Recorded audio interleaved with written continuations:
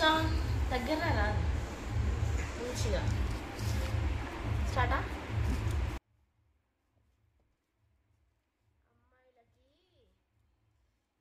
అమ్మాయిలకేమో చీరల మీద interest, అబ్బాయిలకేమో shoes మీద ఇంట్రెస్ట్. ఎన్ని చీరలు ఉన్నా సరిపోవు అమ్మాయిలకి, అబ్బాయిలకి ఎన్ని షూస్ ఉన్నా సరిపోవు. ఇది ఏం బ్రాండ్?